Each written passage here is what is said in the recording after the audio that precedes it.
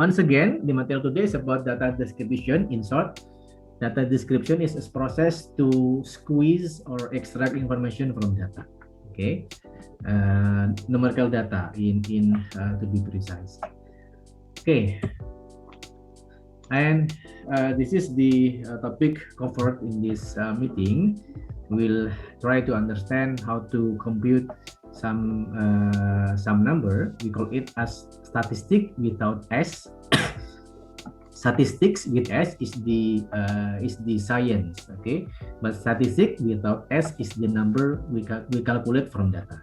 So if you have data, especially data taken from samples, then if we calculate anything from that data set coming from samples, then we call that number as statistic without S. Okay. In bahasa Indonesia, statistik without S is statistic without A. But statistics with S in bahasa Indonesia is statistika. Okay, statistika is the science or the ilmu, but statistic is the number we calculate from data set, and that data set is coming from samples.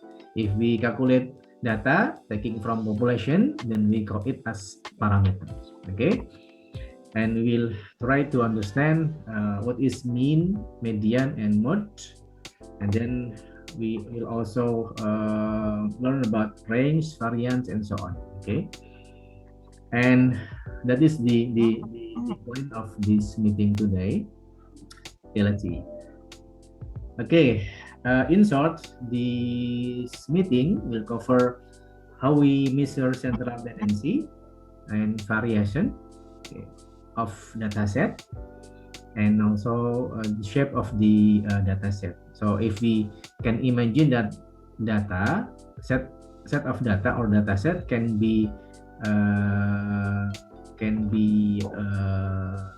become a shape, then we will try to think that shape of the data by calculating only numbers. Okay. Okay, let's see the topics.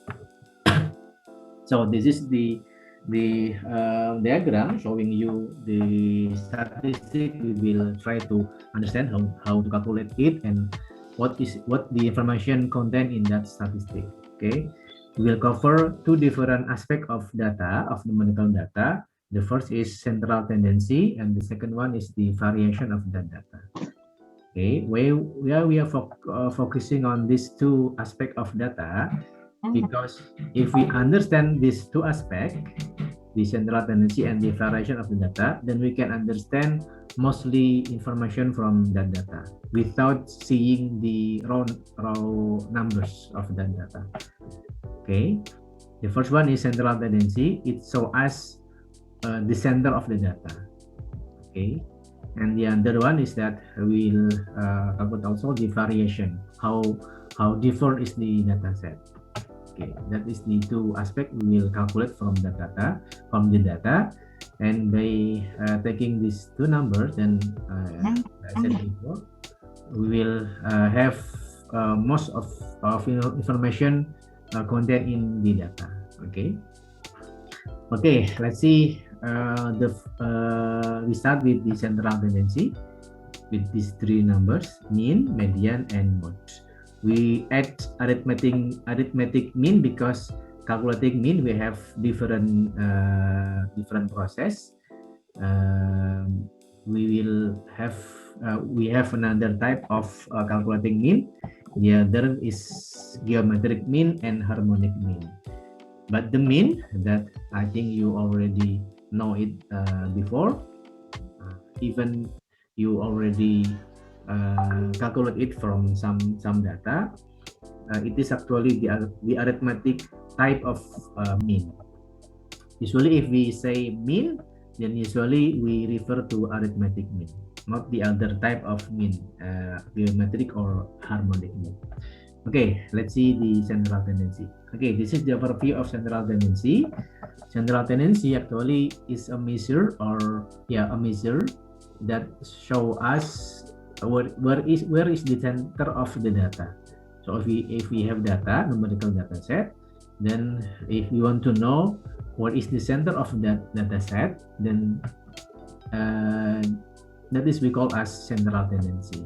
Okay, we have in here three different alternative to try to detect the center of the data set.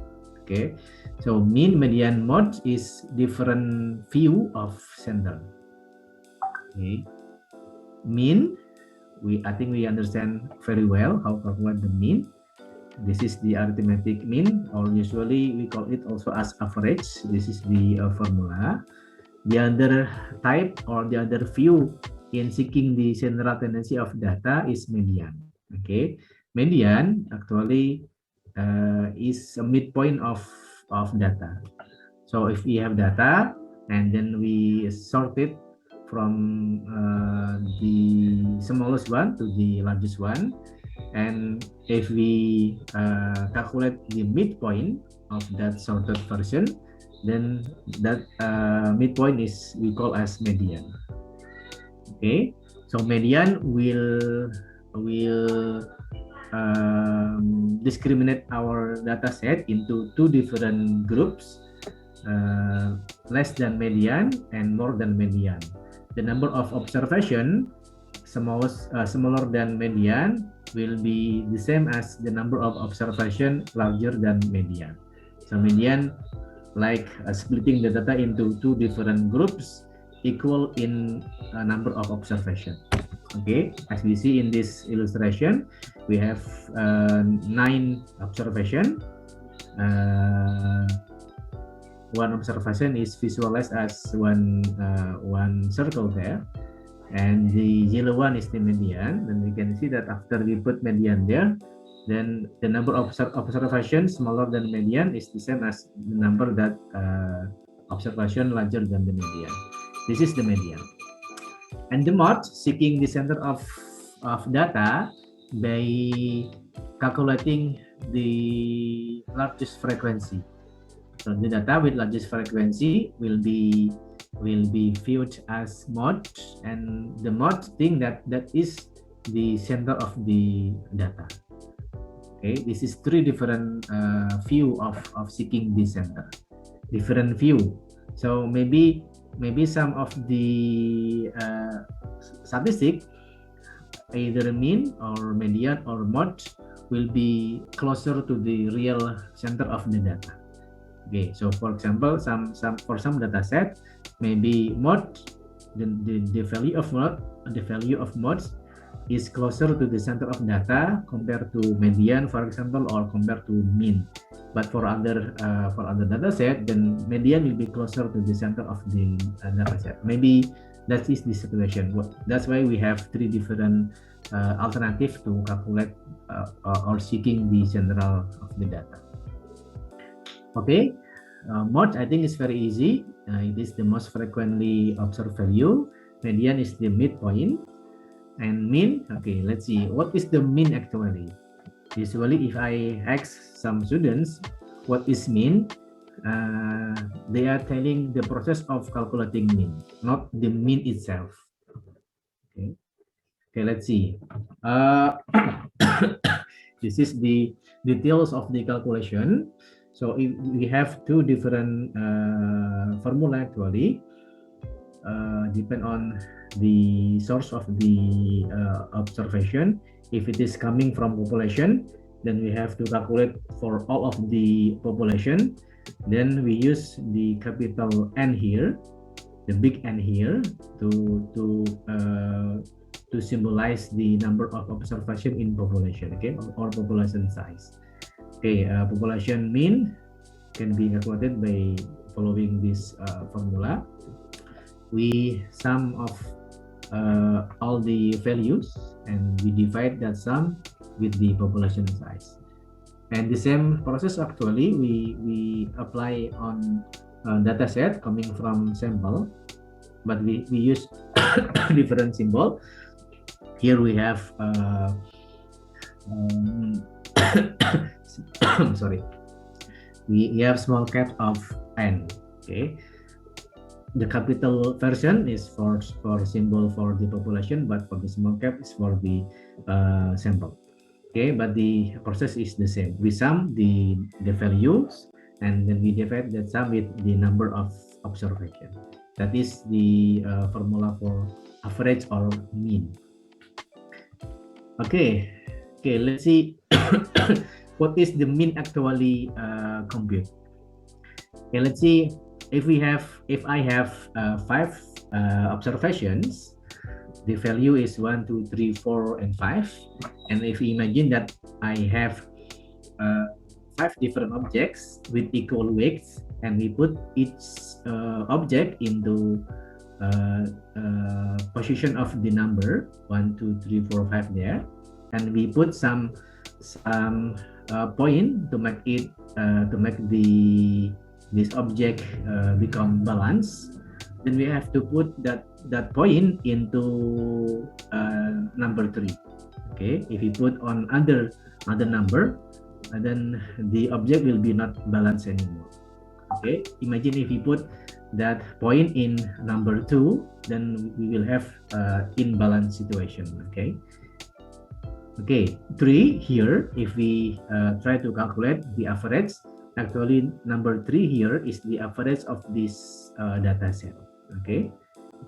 Okay, so let's imagine that if we incorrectly type the value of 5 into 10, imagine that actually the real number is 5, but we incorrectly enter it as 10. Then if we try to recalculate the average, then now we have different number compared to before. We have now 4 as the average. Okay, for here, why the average is 4? Because if we try again to put some point to this object so that the objects become balanced, then we have to put it not on 3 but now on 4. If we put on 4, then the objects become balanced again. And imagine again, if we try to make the object, the rightmost object here, not in 10 but maybe 50, then if we recalculate the average, then we have again another number of average. Now if we put the last object on 50, then we have average is 12. Okay, average is 12. 12 again is the point that make these objects become balanced. Okay, so from this process, I hope you can understand that average or mean actually try to seeking the point that make the objects or make the data become balanced. In physics, if not mistaken, there are some concept of center of gravity of some objects. If you have objects in physics, if you put some point in the objects and that object become balanced, then it is called as center of gravity. Okay, in bahasa Indonesia we call it as titik pusat massa or titik keseimbangan. That is actually the point of average, point of mean. Mean actually trying to seeking that point of balance or point of center of gravity. Okay, center of gravity, that is what the average or mean actually want to have. Okay, and average will call that center as the center of data, center of gravity as center of data. Okay, but from this process also we can see that the average is affected by the extreme values, or we call it as outliers. The number 10 here in the right part of this picture, we call it as outliers because it categorized as extreme value. The value is extreme compared to most of the other value. Okay, and if we have extreme value in our dataset, then the average or mean will be affected. Affected means the position of mean will be argued as the center of data. Center of data actually, it should be a point that most of data sets are near that point. Okay, once again, center of data actually it should be a point in data set that most of the observation are located near that point. Okay, for example, if we have the left part of this picture, if we say that 3 is the center of this data, then we can agree that here we have not most, but all of the data set are located near that 3. Okay, number 3. Okay, but let's see if we imagine that the point of the rightmost part not in 10 but in 50. So we have number 1, 2, 3, 4, and 50. The average is 12. Okay, and 12 is the center of gravity. It's correct. The center of gravity of that number is 12. That is correct. But if we think that 12 as the center of data, then we will argue that okay, if we think 12 as center of data, but most of data set not located near 12.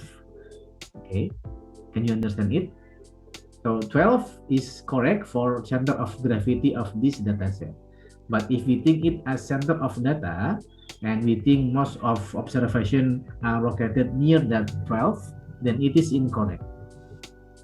That is, we call it as affected by extreme value. The average is affected by extreme value because the value of average in some situation, if we have extreme value in our data set, then the value of average or mean will be far from the real center of data. Okay, I hope it's clear. But what about median? Okay, let's see median. It's the midpoint, right? So if we have 5 observation like before, 1, 2, 3, 4, 5, the median is 3. Okay, the median is 3.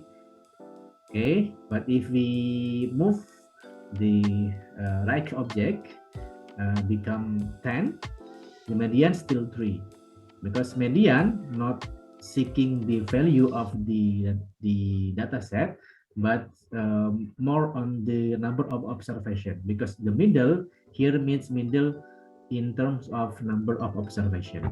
Okay, if we put median in 3 in the right part of this picture, then the number of observation smaller than median is 2. After the median is also 2. That is why the median still in 3. And 3 here on the right part of this picture still a good choice of center of data, right? Because most of data sets are located near that 3. Okay, near the median. Okay, so median in short not affected by extreme values. So actually, if we want to calculate center of data for numerical data sets without worry about extreme value, then the safe one is we calculate the median, not the average. Because if we calculate average, then we have to make sure that our data sets is clean from extreme value. Okay. Then how we find the median? I think is not so difficult. Just sort the data set and then try to find the midpoint of that sorted version. Okay. Okay, the other statistic is mode. This is another alternative to view or to measure the central tendency, and it will focus only on the value that occur most often. The left one, the mode is 9, because 9 here we have 3 different number of 9. Okay,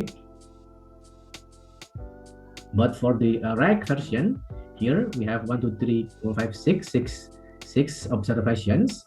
All of them occur just once, then here we have no mods because all of the value occur only once. So if we rely on calculating mods, then we will, in some situation, we will facing some difficulty because maybe for some data set there is no mods because all of value occur only once. Okay, that's the difficulty of mod. But we can apply these mods into categorical data also. So for example, in my illustration previously, if in this class we have 20 females and 10 males, 10 male students, then the mods will be female category because it occur more than the male students. Okay, that is mod. And let's see the application on some example. Let's say we have data of house prices in some location. This is the data we have. Some house, the price is $100,000 and so on. If we try to calculate the center of this data set, if we apply mean, median, and mode for this data set, then we have this result. The mean would be 100K, median 300K, and mode 100K. Okay, which one you think closer to the real center of this data set? 100,000, the mode. I think it's not so good as the center of data because many other value are actually a little bit far from this 100K. The mean 600,000 also not so good as the center of this data set because little bit too large. And median on the value will be 300K. I think it's the one that giving us the closer to the center of this data set. Okay, because by seeking center of this data set, and I think that 300K is the point that many observations are near that value. 100,000 near 300 of course exactly the same as the median. 500,000 not so far from 300, exception for the $2 million, very far from 300, but it's just one observation, just one number. So I think it is safer to say that the center of this data set is 300K, which is the median version. Okay, why average not so good as the impression for the center? Because we have outliers here. We have $2 million, very far from the other. It makes the average become larger, 600,000. It makes the value of mean, this 600K, not so good as center of this data set. Okay. That is the measure of that example, center of tendency. So this is the summary of previous explanation. Okay, mean or average, it is the one that generally calculated, but we have to make sure that if we want to calculate mean version for center of the data, then we have to make sure that no outliers exist. Okay, if we have outliers, then we have to taking care of it first. We have several way to deal with outliers, but if we want to choose that the outlier still in the data set, we not drop the outlier, then it is safer to calculate the median version. Okay, the median version. Okay, so if we focus on mean and median value from any data set, then without making picture of that data set, then we can imagine the shape or how the data are distributed. Okay, once again, without making picture, for example, making histogram as we talked in previous week, without making histogram or SNMWave or any other graphical representation of a data set, of numerical data set, if we have only value of mean and median, and this comparison between mean and median, we will have some imagination of how the data is distributed. Okay, if mean is less than median, as shown in the left version, then the data set should be left skewed. Okay, like this one. This is the imagination of the shape of the data set. If mean is less than median, if mean almost equal to median, then the shape will be symmetric. But if the mean is larger than median, then the shape will be right skewed. Okay, the more mean larger than median, the more skewed to the right the data set is. Okay, once again, we're not making the picture or graphical presentation of data set. If we have only mean and median, then we can imagine how the data is how the data are distributed. Okay, like in this situation, left skewed, symmetric, or right skewed. Okay. Okay, that's the shape of the data set we can imagine from the comparison between mean and median. Okay, let's see. Okay, that is the measure of central tendency of data set. Again, it is a measure or point that most of data set are located near that point. That is a central tendency. But understanding only the center, we will have incomplete understanding on the data set itself, because we need another aspect of data set, which is how different is the data set to each other. How is the variation? Okay, that is the second thing that we have to calculate from data beside the central tendency. Okay, and here we have many alternatives to calculate variation. Start from the simple one to the complex one. The left one is the simple one, the range. The right one will be the most complex from this version. Okay, and this variation gives us how the data is different to each other, or how this spreading of the data set. Okay, for example, if we have two different data sets here, if we can make a picture of these two data sets, and if the picture is something like this one, two data sets, they have same center, but different variation. Okay, by not only the center, we still have an incomplete understanding on data setting, because we still need to know the variation of this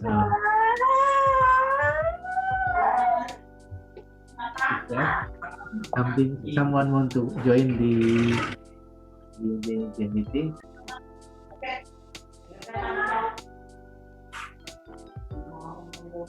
Okay, let's see each of this measurement. Okay, range. We start from range. This is the simplest one, because we calculate very easily by compare the largest observation and the smallest observation. So, for example, if we have data set something like the bottom part of the slide, the smallest one is 1, the largest one is 14, then the range is 14 subtracted with 1 equal to 13. 13 is the range of this data set. Okay. The larger the range, then the more far observation from each other. That is the point that the ranks want to calculate. Once again, if we have another data sets with larger range, then we think that the larger range will consist of data set that further to each other compared to the first data set. Okay, the larger the range, the more spread that data set. Okay, that is the point that ranks want to have. But let's see. This is the disadvantage of the ranks. Okay, the top one here, it shows us two different data sets. Both of them has same range, which is 5 subtracted with 7. They have equal range 5, but we see that if we see each of the observation, then actually these two data sets have different characteristics. Okay, the left version will be will have more variation compared to the right version. Okay, why they have same range? Because they have the same largest and smallest observation, but inside the range, the data is distributed differently. Okay, so two different data sets can have same range but different distribution. Okay, and the bottom one, it shows us another two different data sets. Actually, most of the observation, the value is equal, so the variation should be almost equal. But if we calculate the range, then we have very different value. Okay, the top one we have range only 4, but the bottom one we have 119. Okay, without seeking or having the raw data set, then we think that the bottom data set will have more variation compared to the top data set. But after we know the real situation, all of the raw data, then we see that actually these two data sets almost have equal variation. They differ only on the largest observation. Okay, so range is sensitive to outliers. Okay, that is the disadvantage of range. So in short, we cannot understand the real variation of data sets if we calculate only the range. We still have to look at the raw data set to understand what is the real situation of the variation of the data set. Okay, so let's see another type of range. It is called as interquartile range. So from previous explanation, range is sensitive to outliers, and outliers usually located in the left part or the right part after we sort the data set. Okay, so if you want to calculate the range, if you not rely on the left part or the left most part or the rightmost part, a little bit in the inside of the data set, then outliers will affect not so big, not so significant to the range. That is the idea of this interquartile range. It is still range, but we not calculate it by subtracting largest with the smallest, but another type that representing the largest and the smallest. Okay, and we use here for the representation is the quartile. Okay, we will cover what is quartile later, but now interquartile range is calculated as third quartile, subtracted with first quartile. Okay, third quartile or T3 subtracted with first quartile or T1. That is the interquartile ranks. Okay, what is the quartile? Quartile actually is a value that making our dataset become 4 different groups with equal number of observation. Okay, median classify our dataset into 2 different groups, each with equal number of observation. The smaller group, and the larger group. The smaller group consists of at about 50% of a dataset, and the larger group consists of 50% of dataset. But quartile making it becomes 4 different groups, not just 2. Okay. So the median here actually is the second quartile because it classified the data into 2 groups, 50% left and 50% right. Okay, but if we see that the left part of median, if we classify again to 2 different groups, each with equal number of observation, 25% and 25%, then that the position that make that classification is the first quartile. Okay, and the similar version to the larger group, larger compared to median. If we apply the same process, then we have the third quartile. Okay, so quartile means values that classify our dataset into 4 different groups with equal number of observation: 25%, 25%, 20%, and 25%. Okay, okay, and extreme value actually will occur on the spot, the left 25% and right 25%. That is the location of extreme value usually. Extreme value not just the maximum one or the minimum one. Sometimes not the maximum one, still categorized as extreme value also. In short, they are located in this 25% and in this 25%. So if we calculate the range by focusing on Q1 and Q3, then that is we call as interquartile range. And this is the example. Here we have 27 as the interquartile range. Okay, but the interpretation is the same as range. The larger the interquartile range, the more variation of data set. Okay. Okay, this is quartile, as I explained before.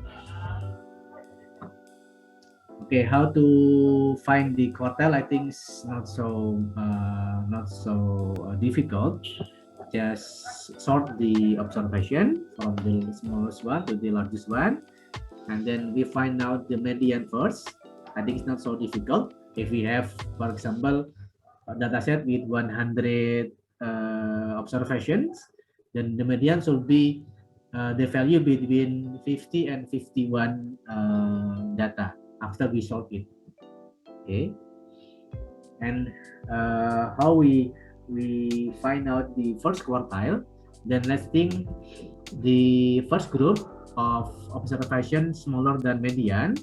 We again classify them into 2 different groups with equal number of observation. So we have 50 observations smaller than median. Then the first quartile would be on value between 25 and 26. We just calculating the average of value in 25 and 26 position. And the same process goes also to the larger group, larger than median groups. And by using that process, then we have 3 different quartiles from Q1 until Q3. Okay. Okay, that is the quartile. Okay, this is the illustration. We have 9, 1, 2, 3, 4, 5, 6, 7, 8, 9.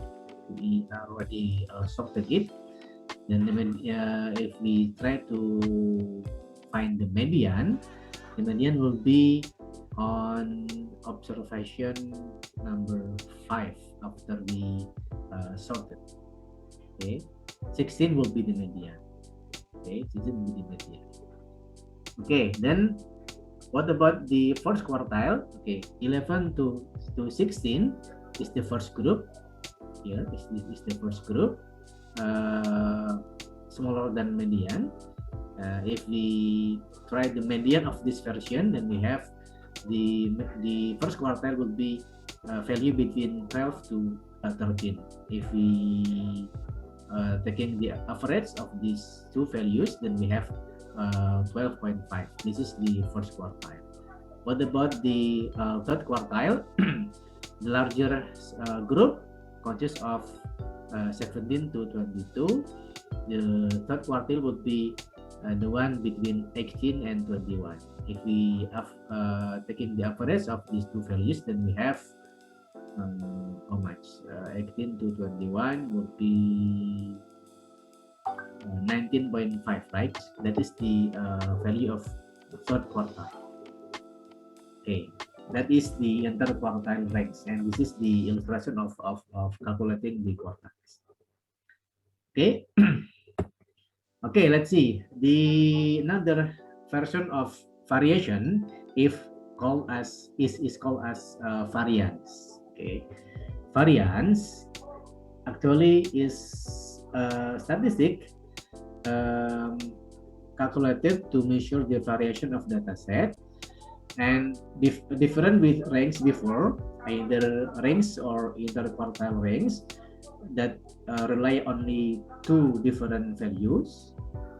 Variation or variance, variance try to calculate the variation of the dataset by using all of the value of the dataset. So of the value of the dataset is used to calculate the variation, not just two number only. Okay, and we have two different versions of variance: population variance or sample variance. Okay, and I think I have to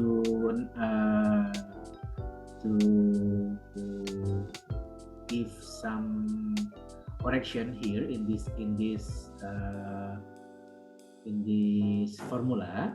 Actually, if we want to calculate the population variance, the bottom one here, not n minus 1 but only n without minus 1. Okay, this is the an incorrect version. The population variance is divided by n only, okay, not n minus 1. Okay, let's see. This is the symbol of population variance. This is letter from Greek. We call it as sigma. Okay, this is sigma. This is also sigma, right? This is also sigma, but this is to symbolize the summation process. But this is also Greek letter, which is sigma also. The difference is that this symbol for variance is the small caps of sigma, and symbol of sum is the capital version of sigma letter. Okay. Okay, this is the sigma. Sigma square is the population variance. How we calculated it? By using this formula. So first we have to subtract each observation in the population with the population mean. Mu here is another Greek letter to symbolize average or mean. Okay, this is the Greek letter mu or mu. Okay, after we subtract each observation with the mean, then we square it, and then we sum the square, and then we divide that sum with number of population. Okay, this is the formula of population variance. Okay, what about the sample variance? So if our dataset coming from sample, then this is the formula. It almost equal to the population variance. The difference is that the symbol now is the Latin letter S, still with square formula there, the square symbol, and the calculation process almost the same. First, we subtract each observation with the average. Now we have different symbol. Average for sample, we use this symbol. We use some bar. This is some horizontal line on top of the letter. This is the bar. Then this is the average of the data set. And we do this process, we sum it, and we divide with n-1. For the sample variant, the formula is correct. We divide it with n-1. N is the number of observation or number of sample or sample size. Okay, so what is the sample variance want to calculate actually? So let's think about this formula. Okay, this formula I think is very similar with formula for average. So I think you remember it well. Formula for average, which is we sum of all the value, and then after that we divide that sum with the number of observation. This is almost the same. Okay, we sum something from the observation, and we divide it with something something that representing the number of observation. So variance actually we can view it as average also.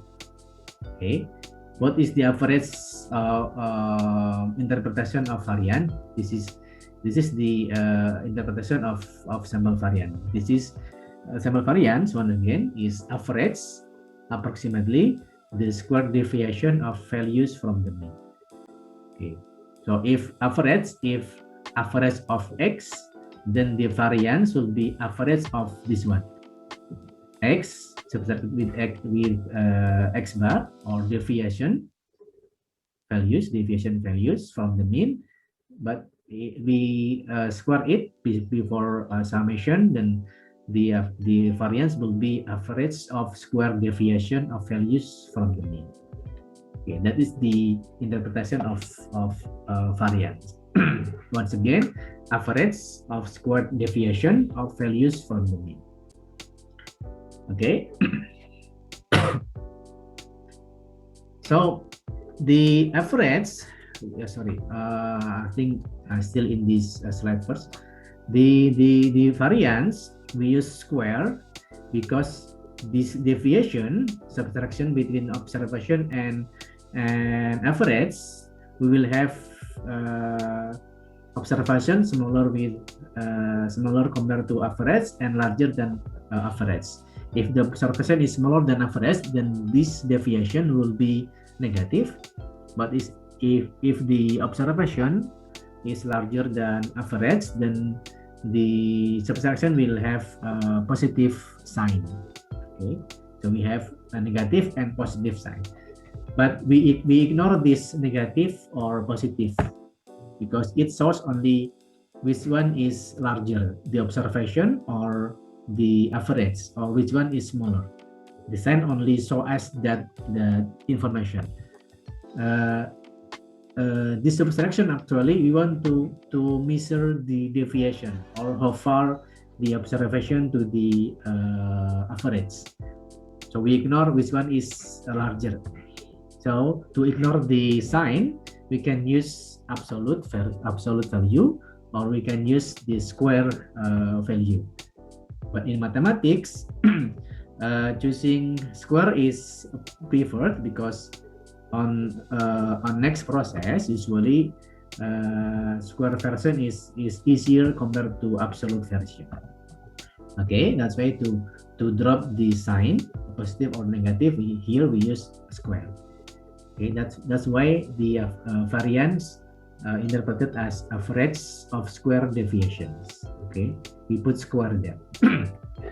Okay, but if you want to make square become not square again, it is very easy. Just calculating the root version.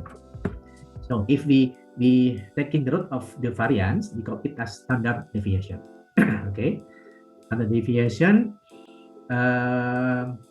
is another type of variation. It shows variation around the mean, variation of dataset around the mean, and the units of the standard deviation value will same as the original data. So for example, if you have x here is for example centimeters, then the standard deviation also in centimeters unit. But if you calculate as variance, then variance will be centimeter square. Okay, and it is preferred to use standard deviation so that we have same unit as the original data set. This is the population version. We just taking the root of the variance. That's why for standard deviation, there is no more square there, only the sigma letter. And for the sample standard deviation is we use also the square, and the symbol we use only S only without the square. Okay, this is the standard deviation. So standard deviation, so as the variation of the data set. The larger the variation, the larger the variance or standard deviation, then we will have more data set that more spreads or more variation. Okay. Okay, this is the example of calculating the standard deviation. I think it's very easy to follow, but we not need to do it manually. Excel can help us very easy. We just use var function. Okay, for example, if we have this data set, the mean is 16 and the number of observation is 8, then the sample variance will be sample standard deviation will be 4 point something. Okay, this is a measure of the average of observation around the mean. So for example, we have 10. The difference with the average is 6. Okay, 12. The difference with average is 4, and so on and so on and so on. If we taking the average of that deviation, then this is what we have as standard deviation, 4 point something. So this data sets, the difference compared to the average is at about 4.2 in average. Okay, that is what the standard deviation want to tell us about the data set, about the variation of the data set. Of course, the larger become more spread. Okay, for example, if we back to this picture,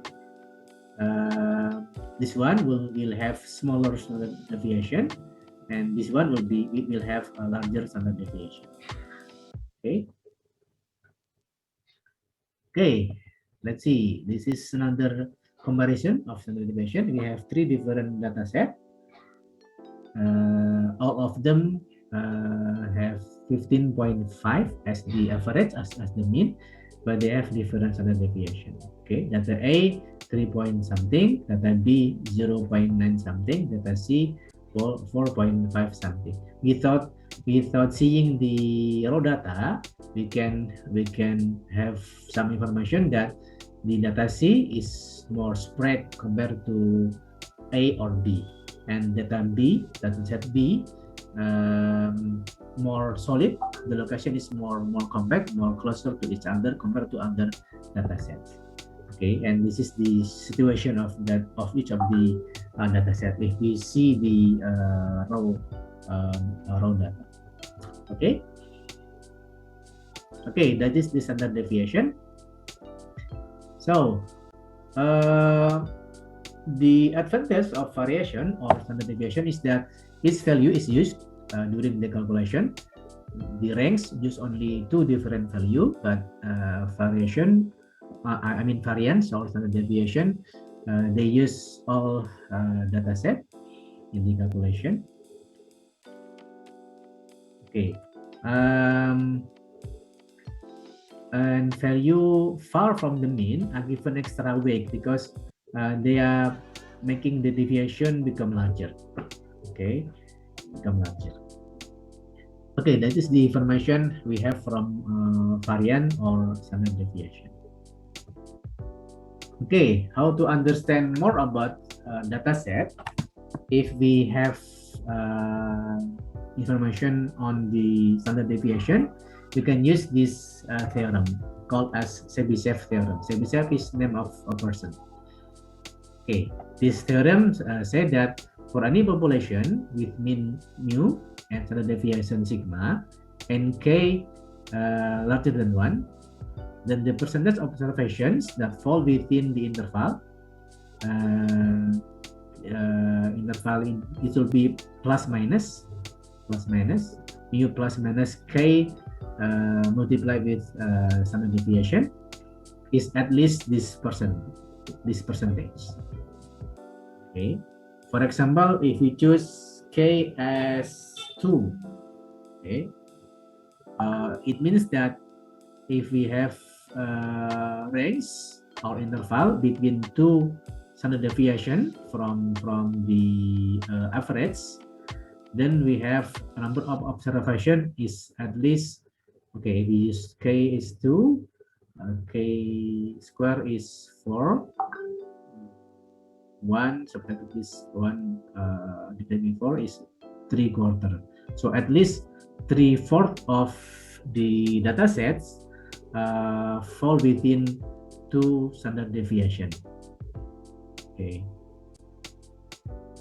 if that is we choose k, if we choose k is equal to 3, then of course we will have different percentage that but it should be larger than k equal to 2. Okay, that is the interpretation alternative to standard deviation. Okay, for example, after you finish the quiz, for example, if I have average is 70, for example, and standard deviation, let's say 5. If we choose k as 2, then 70 plus minus 2 multiplied by 5. 2 multiplied by 2 times 5 will be 10, and then 70 plus 10 will be 80, and 70 subtracted with 10 is 60. Then the number of students, the quiz score between 60 to 80 is at about 75% of students. Okay, that is the interpretation of standard deviation equal to 5 at that example. Okay, that is the Chebyshev theorem. Okay, this one, if you use 2, then 71%. If you use 3, then 89%. K equal to 1, so 1 here, k should be larger than 1. If we choose 1, then we don't have any information from this percentage. Okay, so k should be larger than 1, and it don't have to be in the integer. It can be 1.5, 1.3, and so on. It should not be integer only. It can be any numbers. Decimal is okay, but 1 for sure is larger than 1. Okay, at least it can be more than this number, but it at least this percentage. Okay, so for example, if some of you know the normal distribution, the bell-shaped distribution, if we use this interval, if we use one sigma or one standard deviation, then the observation contains in this interval plus minus one sigma, then it is about 68%. Okay, if we use the bell shape. If we use another bell shape for k equal to 2, then it is about 95%. 95% is larger than 75, right? But the Chebyshev theorem saying at least or minimum 75%. It can be larger than 75%. For example, for normal distribution, if we use k equal to 2, then the percentage will be 95%. Okay, so the theorem is still correct. Okay. Okay, the last statistic for variation is called as coefficient of variation. This is the most complex one. It further modify the variance. Okay, it is viewed as relative variation, and it will in percentage. The number will be in percentage, and it shows the variation relative to the mean. And this is the formula. Coefficient of variation, or CV in short, is equal to S. It is standard deviation. X bar is it is the average or the mean. S divided with X bar should be value of variation relative to the mean. Okay, and after that we multiply with 100%. So it is in percentage. Okay, so let's see the illustration. Okay, why we need coefficient of variation? Sometimes we need coefficient of variation to compare variation among data sets.